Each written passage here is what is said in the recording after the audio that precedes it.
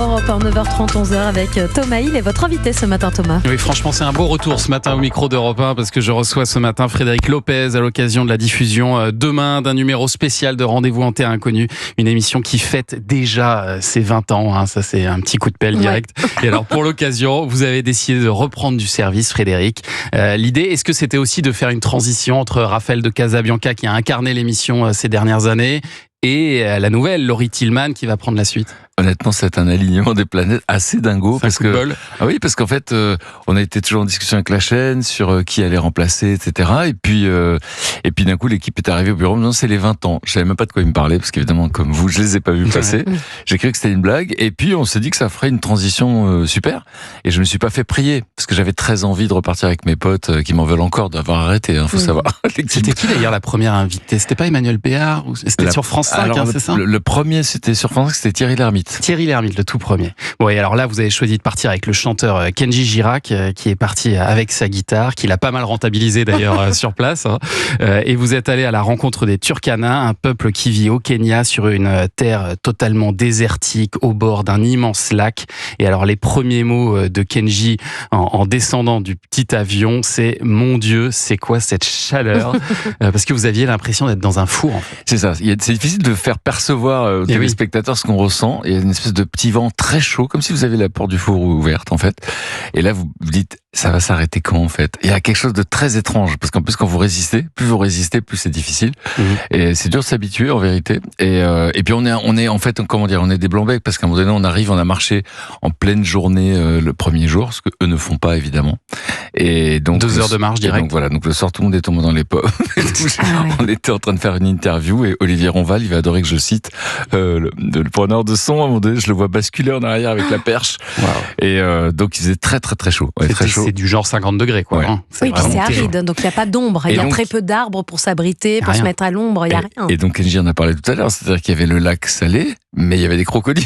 Donc, c'était une espèce de dilemme permanent. Donc, on faisait des petites trempettes comme ça. Et on le sent, lui, vraiment, Kenji, déstabilisé par ce lieu, par le fait de dormir en plein air, simplement sur une peau de vache. Moi, j'ai adoré, là, quand il vous le demande, c'est l'extrait que passait Jean-Luc tout à l'heure.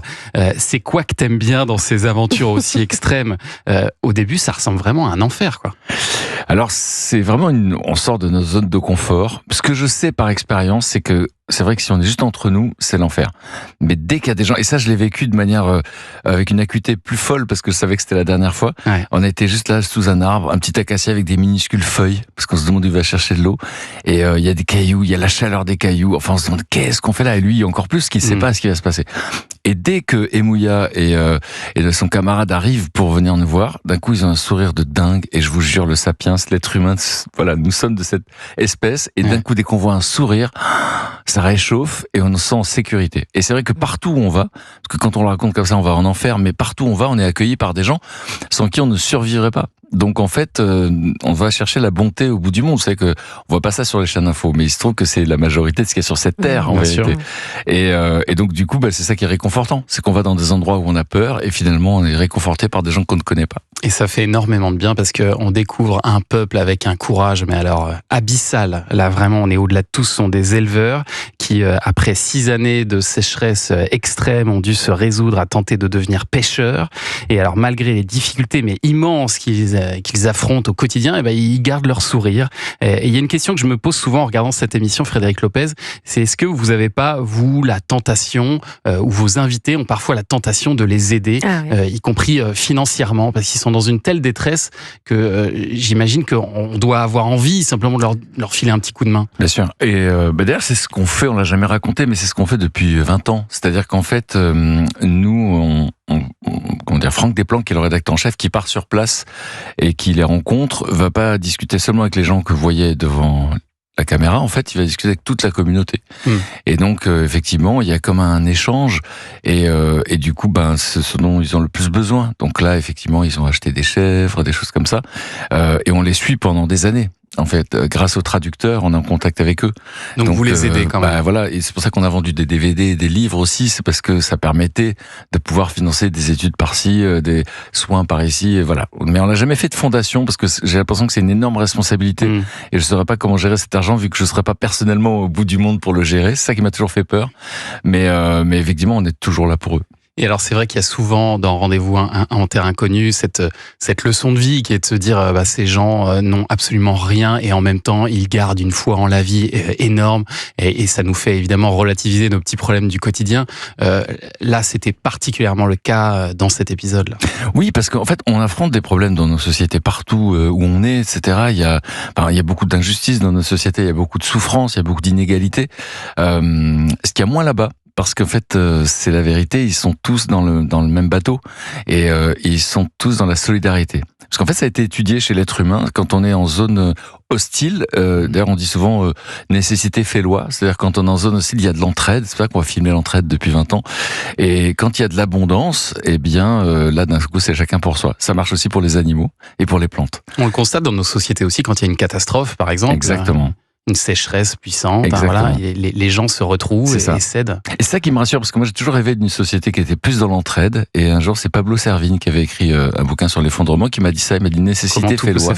Ouais, nécessité fait loi, ça veut dire qu'en fait, ce qui est rassurant au fond, c'est quand il y a une catastrophe. C'est-à-dire souvent quand on voit un reportage sur les inondations, il y a des gens qui pleurent en racontant ce qui s'est passé, parce qu'évidemment c'est la charge émotionnelle ce qui s'est passé, et juste après ils ont le sourire en disant les voisins nous ont aidés, on n'est jamais seuls, etc. Mais rien n'est grave avec les Turkana, rien n'est grave sur le plan professionnel quand ils perdent effectivement leurs animaux à cause de la sécheresse, et rien n'est grave pour les femmes non plus.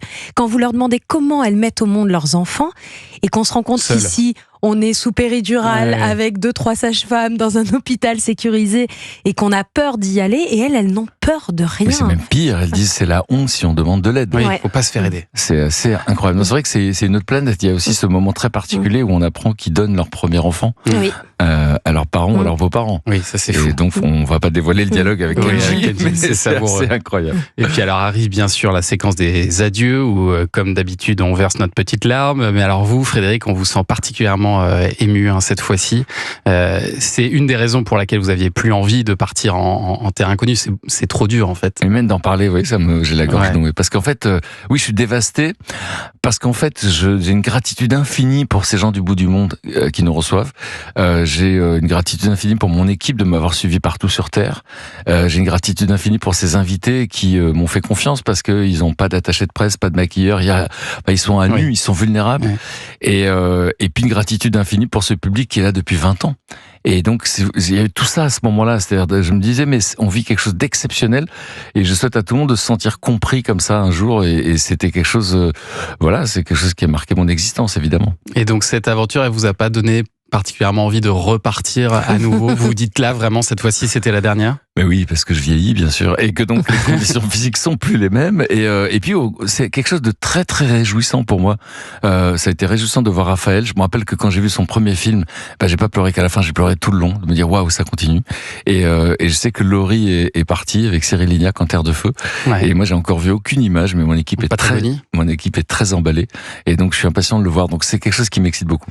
Ce que vous faites vivre à vos invités, c'est quand même très particulier, Frédéric Lopez. Est-ce que maintenant, après toutes ces années, vous pouvez nous dire s'il y en a certains qui ont été désagréables ou qui ont un peu pété un câble pendant l'aventure? Vous savez, en fait, ils ont le final cut. C'est important de le dire. C'est-à-dire que il y a rien qui est diffusé qu'ils n'ont pas vu. Ils le voient avant la chaîne, avant la presse, avant tout le monde. D'accord. Et ils ont le droit d'enlever quelque chose si jamais ça leur convient pas. Il se trouve que jamais personne n'a rien enlevé. Mais c'est important de savoir. Ça veut dire qu'ils acceptent qu'on les filme quand ça va pas. Et je leur dis souvent, si t'étais toujours de bonne humeur, on te croirait pas. Donc il y a toujours des moments où ils sont de mauvaise humeur. Et j'ai le souvenir de Patrick Timsit qui était en train de marcher, on était dans la jungle, et il râlait, il y avait de la gadoue, etc. Et mon ami caméraman passe devant nous pour nous filmer de face. Faut bien que je pose une question à ce moment-là. Et donc je lui dis, ça va? Il fait, non. Et moi je suis derrière lui, je sais pas pourquoi. Je dis pourquoi? Il me dit parce que je sais pas où je vais, parce qu'évidemment ils savent pas où ils vont, ils savent pas ce qu'ils vont faire. Ça n'a aucun sens, etc. Et 10 minutes après, il était au-dessus des arbres, au-dessus de la canopée, et il était très heureux d'être là. Et c'est quelque chose qui m'a fait me rendre compte de l'impermanence de nos émotions. C'est-à-dire que finalement cette colère, elle va partir dans 10 minutes. Mais au début, les premières années, avec l'équipe, on se regardait. Quand on annonce à Muriel Robin, tu vas rester seul sans traducteur avec les Imba. Et alors là, elle fait un sketch, mais juste après, elle vient me dire, tu me prends pour qui là? Et donc, on se dit, qu'est-ce qu'on fait? qu'est-ce qu'on fait? On change de plan, etc. Je dis, allez, on maintient. Et finalement, c'était un moment incroyable, parce qu'elle est restée sans traducteur pendant 24 heures. Il y a eu beaucoup de quiproquos. Donc, je sais aujourd'hui, je connais l'impermanence de nos émotions, et donc ça m'autorise à les filmer quand ils sont pas de bonne humeur. Ne loupez pas demain soir, rendez-vous en Terre Inconnue sur France 2 avec Frédéric Lopez, avec Kenji Girac. C'est à 21h10. C'est déjà disponible d'ailleurs sur France.tv. Restez avec nous, Frédéric Lopez, pour suivre l'actu des médias dans un